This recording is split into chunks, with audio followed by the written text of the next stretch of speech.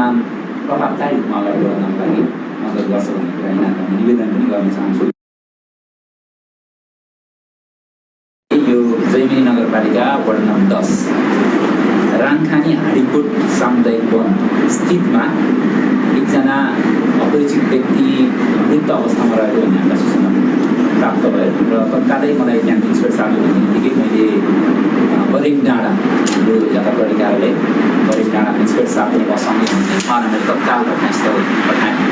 उहाँलाई घटनास्थल पठाइसकेपछि उहाँले मलाई सर घटना अलिकति गम्भीर प्रवृत्तिको छ रिपोर्टिङ गर्नुभयो र तत्कालै म पनि स्वयं त्यहाँबाट घटनास्थलमा पुगेँ र करिब करिब हामीलाई म घटनास्थलमा पुग्दाखेरि रात पर्न लागिसकेको अवस्था थियो र को के हो भन्ने सन्दर्भमा हामीले सोधीखोजी गर्यौँ। सुरुमा त मृतक को हो भन्ने कुरा पहिचान गर्नुपर्ने थियो।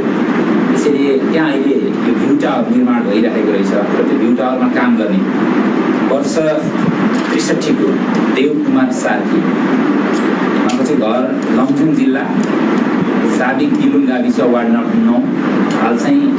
कोला सोथार गाउँपालिका वार्ड नम्बर 9 वर्ष ६२ को देवकुमार सार्की हो भन्ने खालको कुरा चाहिँ मृतकको पहिचान खुल्यो। त्यस पछाडि के कसरी घटनाहरू घट्यो त्यसमा संलग्न को छन् भन्ने सन्दर्भमा हामीले हाम्रो अनुसन्धान प्रक्रियाहरू अगाडि बढायौँ। त्यहाँ काम गर्ने कामदारहरू त्यहाँको नजिकको स्थानीय व्यक्तिहरू धेरै हामी सोधीखोजी गरेको थुप्रै व्यक्तिहरू त्यहाँ विशेष गरी 11 जना काम गरिरहेको अवस्था रहेछ त्यो काम गर्ने ठाउँमा। त्यो सम्पूर्ण काम गर्ने व्यक्तिहरूमाथि हामीले निगरानी गर्ने खबर सङ्कलन गर्ने र त्यहाँ सूचना विश्लेषण गरिसकेपछि केही व्यक्तिहरू हामीलाई शङ्का लाग्यो र तत्कालै हाम्रो इन्सपेक्टर साहब चिरञ्जीवी अधिकारी साहब पनि मसँगै त्यो टिममा हुनुहुन्थ्यो तल जैमिनीमा। त्यसैले उहाँलाई चेक पोइन्ट राख्न भन्ने माथिबाट हामी सर्कुलर गऱ्यौँ। त्यसमा विशेष गरी त्यो घटनामा संलग्न 1 जना महिला र 2 जना पुरुष हुन सक्ने आशंका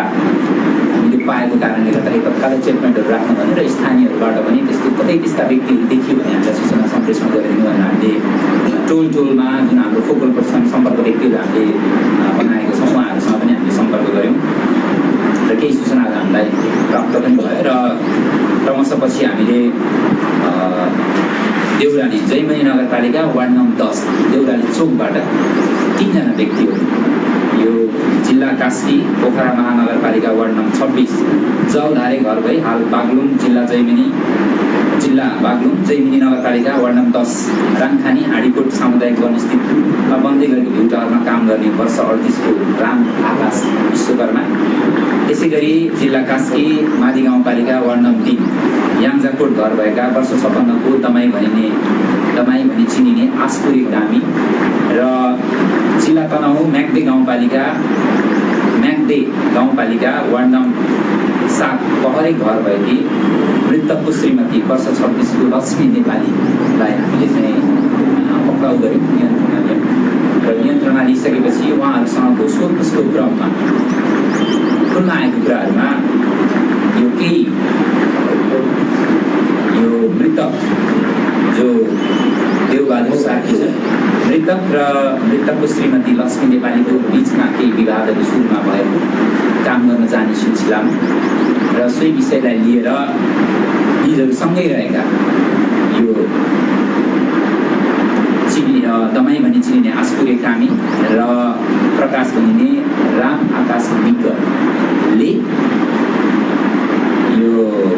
सामुदायिक वन स्थितमा रहेको प्रतीक्षालयमा पुगेपछिको अवस्थामा निजलाई ढुङ्गाले प्रहार गरी हत्या गरेको भन्ने खुल्न आएको छ र यो यस घटनामा संलग्न 3 जनालाई हामीले नियन्त्रणमा लिइसकेका छौँ र यसको विस्तृत अनुसन्धान कार्य अहिले अगाडि बढिरहेको कुरा यहाँ निवेदन गर्न चाहन्छु। जानकारी यो जुन